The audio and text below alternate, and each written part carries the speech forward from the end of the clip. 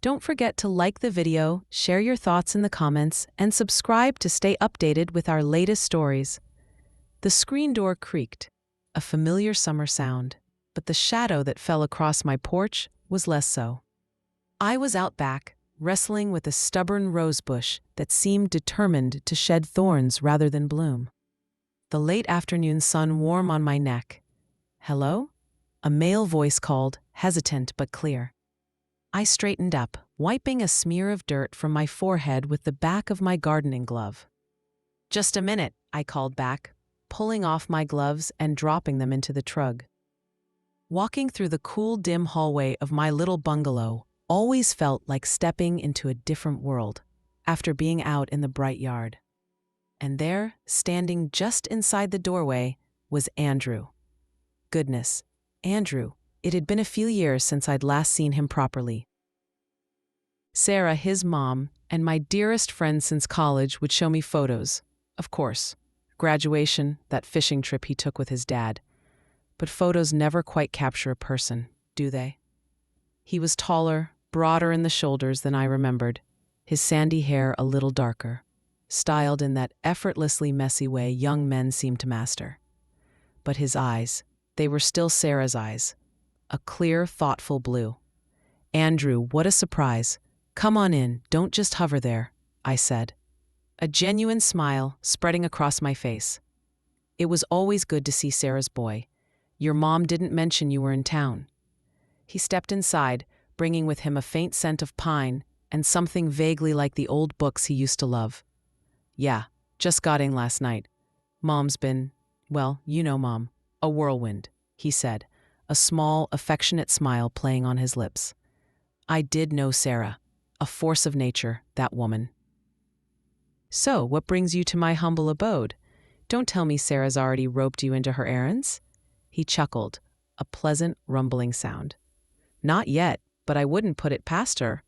Actually, Lisa, I was hoping I could borrow a cup of sugar. I was going to bake some cookies for Mom. You know, try to get on her good side early, and I'm completely out." Sugar? Of course. It was such a simple, neighborly request, the kind that used to be commonplace but felt almost novel these days. "The baking bug bit you, eh? I remember when you were about 10, you tried to make invisible cookies by using only baking soda and water." Andrew groaned, but his eyes crinkled at the memory. "Please don't remind me. Dad said they could have been used as hockey pucks." He wasn't wrong. I laughed. "Come on into the kitchen. It's probably a mess, but the sugar is definitely in here somewhere." My kitchen isn't fancy, not like the glossy magazine ones. It's lived in, with mismatched mugs hanging from hooks, a chipped ceramic rooster on the windowsill, and the lingering scent of coffee and cinnamon. The late afternoon light, filtered through the yellow gingham curtains, cast a warm, honeyed glow over everything. Andrew followed me in, his presence making the usually spacious kitchen feel a little more full. Not in a bad way, just different. "So," I said, pulling the sugar canister from the pantry, its ceramic sides cool beneath my fingers. "How long are you planning to grace us with your presence this time?" I scooped a generous cup of sugar into a small bowl for him. "Just a week or so," he replied, leaning against the counter. He wasn't boyish anymore. There was a steadiness to him, a quiet confidence I hadn't seen before. Got a bit of a break between projects. Andrew was a software developer, a world I barely understood, full of codes and algorithms that sounded like a foreign language to me. "Projects, huh? Keeping busy?" I asked, handing him the bowl. Our fingers brushed for a fleeting second, a nothing moment, yet it sent a tiny, unexpected ripple through me, like a stone dropped into a still pond. It wasn't unpleasant, just noticeable. "Yeah, it's been pretty intense lately," he admitted, his gaze drifting around my kitchen, taking in the cluttered notice board covered in postcards and old recipes, the slightly singed oven mitts I kept meaning to replace. "It's good to be back, though.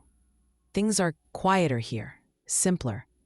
There was a note in his voice, something a little weary, that resonated with me. Life had a way of getting complicated, didn't it? I knew that well enough. My own life since Mark passed had been a landscape of readjustment, of finding a new kind of quiet, a different kind of simple. Some days it was peaceful. Other days, the quiet was just a little too loud. Well, quiet and simple is my specialty these days, I said, trying for a light tone. If you need a refuge from the maternal whirlwind, you know where to find me. He smiled, a genuine warm smile that reached those blue eyes. Thanks, Lisa. I appreciate that, and thanks for the sugar. He held up the bowl. These cookies are going to be legendary, or at least not hockey pucks. I have faith in you, I said, walking him back towards the front door. The screen door creaked again as he pushed it open, stepping out onto the porch. The sun was a little lower now, painting the undersides of the clouds in shades of peach and lavender. Actually, Lisa, he began, then paused, turning back to face me. He shifted his weight, looking a little uncertain for the first time since he'd arrived. Mom mentioned you've been doing a lot of work in your garden. She said it's looking amazing. Oh, it's my therapy, I confessed. Cheaper than a shrink, and you get tomatoes. He nodded, his gaze thoughtful. I was wondering, if you're not busy, maybe I could come by tomorrow and give you a hand with anything that needs doing. Some of that heavy lifting, maybe? I'm pretty good at digging holes and moving things. I was taken aback, genuinely surprised. It was a kind offer, thoughtful. Most young men his age, or at least the ones I vaguely knew, weren't usually volunteering for garden duty at their mom's friend's house. Oh, Andrew, that's very sweet of you, but I couldn't ask you to do that. You're on vacation. Exactly, he said, a slight earnestness in his voice. I'd like to. Honestly, working with my hands, out in the fresh air, it sounds like exactly what I need. A break from the keyboard. He looked at me directly then, and there was something in his eyes, a hint of longing perhaps, or maybe just a simple desire for connection. And, he added, a little more quietly, it'd be nice to just talk. If that's okay. That last part, it'd be nice to just talk, hung in the air between us, soft and unexpected. Talk. When was the last time someone young, someone like Andrew, had simply wanted to talk with me beyond polite cafe clatch with Sarah's friends? It struck a chord, a quiet resonant note within me. Well, I said slowly, a warmth spreading through my chest that had nothing to do with the fading sun. I suppose that rosebush isn't going to tame itself, and my back isn't getting any younger. I smiled. I could use an extra pair of hands, and the company would be nice. His face relaxed into another one of those warm smiles. Great. What time works for you? Morning? Before it gets too hot? Say 9-ish? 9-ish it is, he confirmed. I'll see you then, Lisa. And thanks again for the sugar. Anytime, Andrew. I watched him walk down the porch steps and along the sidewalk, the bowl of sugar held carefully in one hand. He turned once at the corner, gave a small wave, and then he was gone. I stood there for a moment longer, the screen door still slightly ajar, the scent of pine and old books faintly lingering in the hallway. It was just sugar, a cup of sugar, and an offer to help in the garden. Simple things, neighborly things. But as I closed the door and walked back towards my kitchen, the honeyed light now tinged with the deeper hues of early evening. I couldn't shake the feeling that something had shifted. A small, almost imperceptible realignment of the day, of the quiet rhythm of my life. It wasn't just about the sugar or the garden. It was that unexpected phrase, it'd be nice to just talk, and the quiet sincerity with which he'd said it. I found myself looking forward to tomorrow morning, to the sound of another voice in my garden, with a sense of anticipation that was itself a surprise. The rosebush suddenly seemed less like a battle and more like an invitation. The next morning dawned bright and clear. the kind of summer day that promises warmth but still holds a hint of morning freshness. I was up early, as usual, the habit of years. I'd already had my first cup of coffee out on the porch, watching the neighborhood slowly wake up. A dog walker here, a car pulling out of a driveway there. I'd even managed to tame a particularly rebellious section of the morning glory vine that was threatening to engulf the porch railing. I dressed in my usual gardening attire, old jeans, a loose-fitting chambray shirt, and a wide-brimmed straw hat. Practical, not pretty. I was just finishing a second piece of toast, contemplating my plan of attack for the overgrown patch by the back fence, when I heard the telltale crunch of footsteps on the gravel path that led around the side of the house. Punctual, I thought with a smile. Andrew appeared at the edge of the patio, looking even younger, in the bright morning light, dressed in a simple t-shirt and jeans, a pair of well-worn work gloves tucked into his back pocket. He carried 2 steaming cups from a local coffee shop. "Morning, Lisa," he said, his voice cheerful. "Brought reinforcements." He held up one of the cups. "Hope you don't mind. Their dark roast is actually pretty decent." "Andrew, you're a lifesaver," I replied, genuinely pleased. My second cup was looking a little lonely. "Come on, have a seat." I gestured to the small wrought iron table and chairs on the patio, shaded by a large, slightly faded canvas umbrella. He handed me a cup, the cardboard warm in my hands. "Mom always said you couldn't start a day of hard work without proper fuel." "Your mother is a wise woman," I said, taking a sip. The coffee was good, rich and strong. "So you ready to face the wilderness?" I gestured dramatically towards the back fence. He followed my gaze. "Looks like a worthy opponent," he said, a grin tugging at his lips. "What's the battle plan, General?" I laughed. It felt good to laugh like that, easy and unrestrained. "Well, Private, the main objective is to clear out that tangle of weeds and overgrown shrubs. I want to put in some lavender there, maybe some echinacea. Something for the bees." "Sounds like a good plan," he said, taking a thoughtful sip of his coffee. "Lavender smells amazing." We sat for a few minutes, sipping our coffee, the morning air filled with the chirping of sparrows and the distant hum of a lawnmower. It was comfortable, surprisingly so. There wasn't any awkwardness, none of that polite, stilted conversation that sometimes happens when different generations try to connect. It just felt natural. "So," I began, wanting to bridge the small silence, "what kind of projects are you working on these days? Anything you can explain to a Luddite like me?" He chuckled. "Well, mostly it's about building systems that help businesses manage their data more efficiently. It's a lot of logic puzzles, really, trying to make complex things work together smoothly." He paused, then added, "It can be pretty absorbing, but sometimes I feel like I'm just staring at a screen all day, disconnected from anything real, you know?" I nodded slowly. "I think I do. That's why I have this." I swept my hand towards the garden, a riot of color and life even with its unruly patches. "This is real. Dirt, sun, things growing, things dying too. It's a cycle." "Yeah," he said, his gaze soft as he looked at the flowers. "It's tangible. You can see the results of your work, feel it." He looked down at his hands, then flexed his fingers. "I miss that sometimes." There it was again, that flicker of something deeper, a yearning that seemed to echo something in my own heart. My work, before I retired from the library, had been about books, about stories, about connecting people with ideas. It had been tangible in its own way, but different. Since Mark died, the garden had become my main focus, my way of creating, of nurturing. "Well," I said, pushing back my chair, "there's plenty of tangible work waiting for us. Shall we?"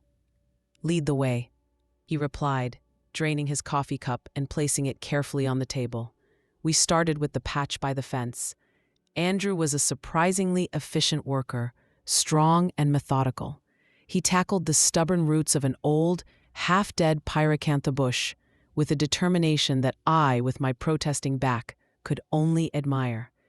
I worked alongside him, pulling weeds, trimming back the rampant Virginia creeper, my initial self-consciousness about him helping me slowly fading away. We fell into an easy rhythm. Sometimes we worked in comfortable silence, the only sounds the scrape of the shovel, the snip of the secateurs, the buzzing of bees already investigating the disturbed earth. Other times we talked, not about anything earth-shattering, not at first. We talked about his mom, sharing funny Sarah anecdotes. He asked about my late husband, Mark, in a gentle, respectful way, and I found myself talking about him more easily than I had in a long time, sharing memories of our early years, the silly arguments, the quiet joys. Andrew listened, really listened. He didn't interrupt, didn't offer platitudes. He just absorbed what I was saying, his blue eyes thoughtful, occasionally asking a quiet question that showed he was genuinely engaged. And in turn, he spoke a little about the pressures of his job, the feeling of being on a relentless treadmill, the search for something more. He didn't use that exact word, more, but I heard it in the spaces between his words, in the slight hesitation before he'd describe a particularly demanding project. The sun climbed higher, the air growing warmer. Sweat trickled down my temples, and I could see a sheen on Andrew's forehead. Around mid-morning, I insisted we take a break. Lemonade, I offered. My grandmother's recipe, guaranteed to revive. That sounds incredible, he said, wiping his brow with the back of his gloved hand, leaving a smudge of dirt on his forehead that I resisted the urge to wipe away myself. We sat on the porch steps this time, in the shade, glasses of tart, cold lemonade sweating in our hands. The garden looked different already, more tamed, more open. There was a sense of shared accomplishment. You know, Andrew said, swirling the ice in his glass, this is really nice, Lisa. Thanks for letting me help. Nice for me too. Andrew, I replied honestly. It's been a long time since I had a proper gardening partner. Mark had loved the garden too, though his approach was more about grand, often unfinished, projects, while I was the steady tender. He was quiet for a moment, then said, Mom worries about you, you know. I looked at him, surprised. Sarah worries? About me? Why? She says you've been very solitary since Mark. She worries you're lonely. He said it gently, without any judgment, just a statement of fact. His words were like a soft pebble dropped into my private pool of thoughts. Lonely. Was I lonely? I was alone, certainly. There's a difference. Or at least I'd always told myself there was. I had friends, Sarah chief among them. I had my routines, my books, my garden. But lonely? The word hung there, uncomfortably accurate in a way I hadn't wanted to admit, even to myself. Your mom has a big heart, I said, trying to deflect, to keep it light. Sometimes it worries a little too much about everyone. Andrew didn't press. He just nodded, looking out at the newly cleared patch of earth. She told me you were one of the strongest people she knew, he said quietly, and one of the kindest. I felt a blush creep up my neck. Praise like that, especially relayed, always made me a little awkward. Oh, well, Sarah tends to exaggerate, I mumbled, taking a long sip of lemonade. He turned to me then, his expression serious, but with that same gentle warmth in his eyes. I don't think she is, he said. Listening to you talk about Mark, about your life. There's a lot of strength there, and a lot of love. His sincerity was disarming. It was a simple observation, perhaps, but it landed in a place deep inside me that had felt untouched for a long time. It wasn't flattery. It felt like recognition. Like he saw something in me that I myself had perhaps stopped seeing so clearly. We sat in silence for a few moments more. The only sounds the distant drone of cicadas, starting their midday chorus, and the clinking of ice in our glasses. It wasn't an empty silence, though. It was a silence filled with unspoken things, with a growing sense of connection that was as surprising as it was welcome. The day was no longer just about weeding and planting. It was about something else, something unfolding between us, petal by quiet petal, like one of my slow-blooming roses. And I realized, with a little internal jolt, that I wasn't just looking forward to the conversation anymore.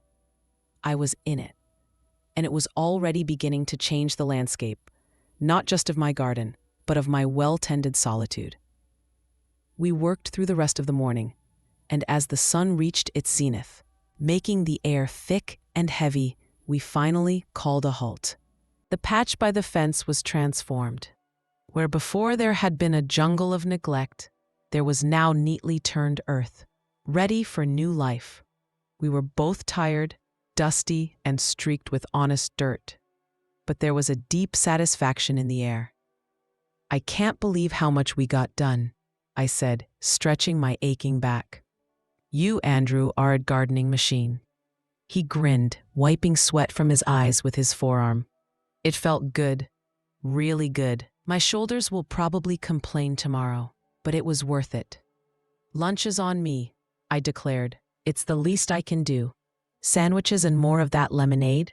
Or I could rustle up something more substantial if you're starving." "Sandwiches sound perfect," he said, "and definitely more lemonade." Inside, the cool dimness of the house was a welcome relief. While Andrew washed up at the kitchen sink, I pulled out bread, leftover roast chicken, lettuce, and tomatoes still warm from the vine. We assembled the sandwiches together, a comfortable domesticity settling between us as we moved around my small kitchen. It felt easy, like we'd done this 100 times before. We ate at the kitchen table, the windows open to catch any stray breeze. The conversation flowed as easily as it had in the garden. He told me more about his work, the challenges of a project he was passionate about, but that was also causing him a lot of stress. He spoke of the pressure to always be innovating, always be ahead of the curve. I found myself listening with an intensity that surprised me, asking questions genuinely curious. He in turn asked about my time at the library, about the changes I'd seen over the years, about the books that had stayed with me. There was a moment when he was describing a particularly frustrating colleague, his brow furrowed with exasperation, and I found myself laughing, not at him, but with him, at the sheer humanness of the situation. And his face relaxed, and he laughed too, a deep, unburdened sound that seemed to lift a weight from his shoulders. "It's strange," he said, after a moment, looking at me with a curious expression. "I feel like I can talk to you about this stuff more easily than I can with most people.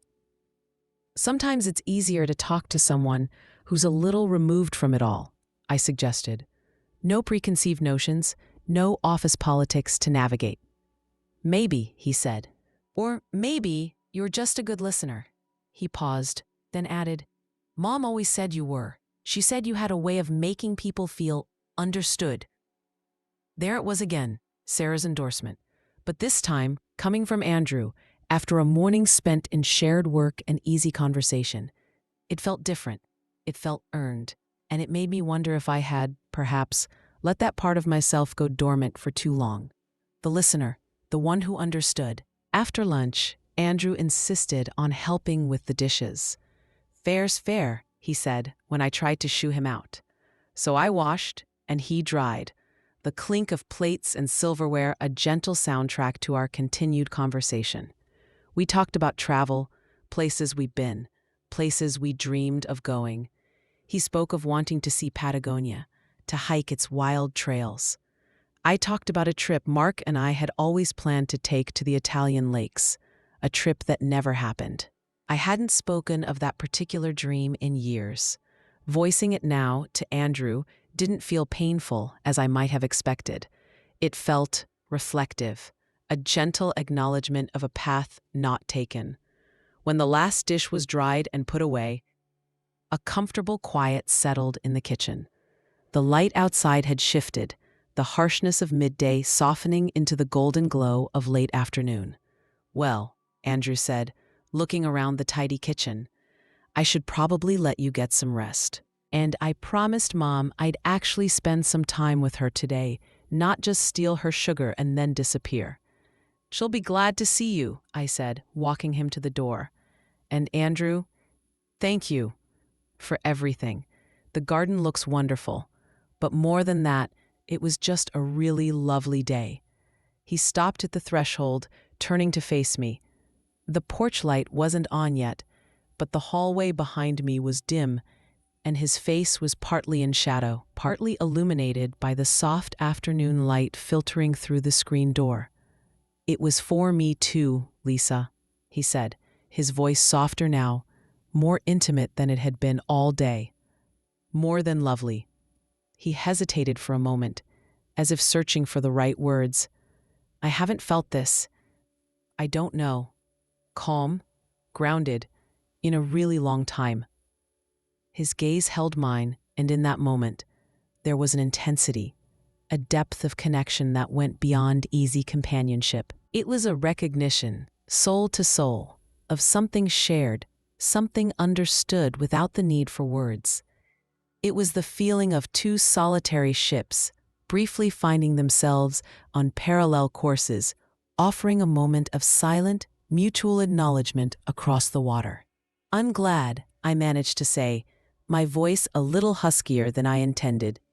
He took a small step closer, and for a wild second, I thought he might hug me. The air between us felt charged, not with anything improper, but with a profound, unexpected emotional resonance. It was the kind of moment that hangs suspended, fragile and perfect, a breath held. Then he simply reached out and gently squeezed my arm, just above the elbow. His touch was warm, firm, reassuring. "Thank you, Lisa," he said again, his blue eyes earnest and sincere. "Really." "Any time, Andrew," I whispered. He smiled, a small, almost shy smile, then opened the screen door and stepped out onto the porch. "I'll let Mom know her intel on your garden was spot on, and her intel on you." With a final nod, he was gone, his footsteps receding down the path. I stood at the door for a long time, long after the sound of his footsteps had faded. My arm still tingled where he had touched it. The house felt very quiet again, but it was a different kind of quiet. It wasn't empty. It was filled with the echoes of laughter, of shared work, of conversation that had flowed like a gentle river, touching on things both trivial and profound. I walked back to the kitchen and looked out the window at the transformed patch of earth by the fence. It looked good, yes, ready for planting. But the real transformation, I realized, hadn't happened in the soil. It had happened within me. That unexpected connection with Andrew, his openness, his vulnerability, his simple desire to just talk, had unearthed something in me that had lain fallow for too long. A capacity for connection, for understanding, for feeling seen. Sarah had worried I was lonely. Maybe I had been, in ways I hadn't allowed myself to acknowledge. But today, for the first time in what felt like an eternity, I didn't feel lonely at all. I felt surprisingly, wonderfully alive. And as I thought about the lavender and echinacea I would plant in that newly cleared space, I knew that this day, this unexpected encounter that had started with a simple request for sugar, had planted a different kind of seed in my own heart, a seed of hope, perhaps, or maybe, just maybe, a seed of change, and I had a feeling it was going to grow. The following days settled into a new, gentle rhythm. Andrew didn't come over to garden again.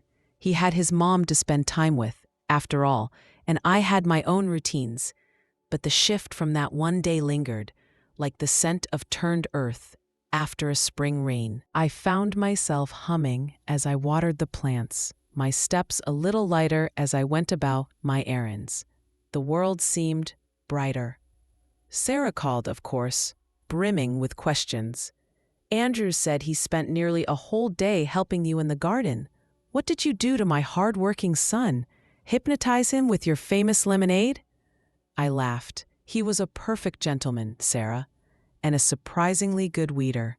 We just talked, mostly. Talked? There was a note of surprise in her voice. Andrew's not much of a talker usually. Not about anything deep anyway. Not with me, at least. What on earth did you two find to talk about for hours? Oh, you know, I said evasively, not wanting to betray Andrew's confidences, nor entirely sure how to explain the subtle alchemy of that day. Life. Work. Your questionable fashion choices in the late 90s. Sarah snorted. My fashion choices were iconic, thank you very much. But seriously, Lisa, he seemed different when he came back. Calmer. He even volunteered to do the grocery shopping yesterday without a single complaint. Are you sure you didn't put a spell on him? Just good old-fashioned conversation, Sarah, I said, smiling to myself. Maybe he just needed an ear that wasn't his mother's for a change. Well, whatever you did, it worked. He even mentioned he might try to take a proper vacation soon. A real one. Away from his laptop. Said your garden inspired him to seek out more tangible things.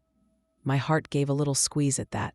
To think that our day together might have prompted such a positive shift for him was deeply gratifying. A couple of days later, Andrew himself appeared at my door again. It was late afternoon, the sky bruised with the promise of an evening thunderstorm. He wasn't holding a coffee cup this time, or a bowl for sugar. He had a small, slightly lopsided-looking cake in a clear plastic container. Peace offering, he said, a sheepish grin on his face. Or maybe a thank you offering. My cookies, round 2. I promise these are edible. Mom taste tested them. She only made a small face. I laughed, opening the screen door wider. Andrew, come in, come in. A small face from Sarah is practically a 5-star review. He stepped inside, and the familiar scent of pine and old books seemed to fill my hallway again, a comforting, welcome aroma. It's my grandmother's recipe for lemon drizzle cake, he said, or my attempt at it anyway. My favorite, I said, my eyes lighting up. You have excellent taste, young man. We sat in the kitchen again, the cake between us on the table. The light was dimmer today, the approaching storm casting long shadows. I made tea, a fragrant Earl Grey, and we shared his cake. It was delicious, moist, tangy, with just the right amount of sweetness. This is wonderful, Andrew, I said, after my first bite. You're a man of hidden talents. He ducked his head, a faint blush rising on his cheeks. It's not that hard, just following instructions. Unlike coding, if you mess up one small thing, the whole thing doesn't usually crash and burn. We talked again, easily, comfortably. He told me he booked a short hiking trip, just a long weekend to a national park a few hours away. Your garden talk really did get me thinking, he admitted, about needing to unplug, to connect with something real. And so glad, Andrew. I said sincerely, everyone needs that, a place to just breathe. As the first fat raindrops began to splatter against the window pane, he pushed a small, clumsily wrapped package across the table towards me. This is for you, the kind with reinforced palms and long cuffs to protect your arms. Andrew, I breathed, genuinely touched. These are lovely, but you didn't have to. I wanted to, he said, looking down at the table, then back up at me, his blue eyes earnest. I saw yours were pretty worn out, and, well, I just wanted to say thank you again for the other day. It meant a lot to me, Lisa, more than just the gardening. My heart swelled. It was such a thoughtful gesture, so unexpected. They're perfect, I said, my voice a little thick with emotion. I slipped one on. It fit like a dream. Thank you, Andrew. This is incredibly kind. The rain was coming down harder now, a steady drumming on the roof, the wind rattling the old window frames. The kitchen felt cozy, a little sanctuary against the burgeoning storm. I also wanted to ask you something," he said, his gaze steady on mine. "I know you're retired, and you have your garden, and you probably value your peace and quiet." He paused, seeming to gather his thoughts. "But I was wondering, I know I'm not exactly, well, I'm Sarah's son, and there's an age difference and all that." My breath caught. Where was he going with this? There was that subtle tension again, the air between us suddenly charged with a different kind of energy. It wasn't uncomfortable, not exactly, but it was potent. "Andrew?" I prompted gently, my heart beating a little faster. "I really enjoyed our conversations," he said, the words coming out in a rush. "I felt like I could actually be myself. And you listen. You really listen. And you get it. It's rare. I was wondering if you wouldn't mind, if I could call you sometimes, or email, just to talk when I'm back home dealing with work stress or, just life." Relief washed over me, so potent it almost made me sway. It was followed by a wave of profound warmth. He wasn't looking for anything inappropriate, anything complicated. He was looking for connection, for the continuation of what we had found together. "Oh, Andrew," I said, a smile spreading across my face, a genuine, heartfelt smile. "Of course you can. I'd like that very much." I reached across the table and impulsively, gently, covered his hand with mine. His skin was warm, his hand strong. I enjoyed our conversations too, more than I can say. His shoulders visibly relaxed, and he returned the smile, his eyes shining in the dim light. "Really? That's great, Lisa. Thank you." His fingers curled slightly, a brief, reassuring pressure against mine, before I drew my hand back. The storm raged outside, but inside my little kitchen, with the scent of tea and lemon cake, and the warmth of this unexpected, burgeoning friendship, there was a profound sense of peace, of rightness. The sugar, the garden, the conversations, they had all been stepping stones, leading us to this point, a point of mutual respect, of genuine emotional connection. He left a little while later when there was a lull in the storm, dashing out with a quick goodbye and a promise to send me a postcard from his hiking trip. I stood at the window and watched him go, the new gardening gloves resting on the table beside the remnants of the cake. The house felt quiet, again, but it was a vibrant quiet now, humming with potential. Sarah had worried I was lonely, and perhaps I had been. But Andrew, Sarah's son, with his earnest blue eyes and his unexpected wisdom, he had borrowed a cup of sugar, and in return, he had given me something far sweeter, far more nourishing. He had given me the gift of his friendship, and in doing so, he had opened a window in my quiet life, letting in a rush of fresh, clean air. He had, in his own unassuming way, changed everything, not by some grand gesture, but by the simple act of seeing me, of listening, of wanting to connect. And as the storm finally passed, leaving the air washed clean and the world glistening, I knew, with a certainty that settled deep in my bones, that this was just the beginning. A new chapter, not just for my garden, but for me. And I couldn't wait to see what would grow next.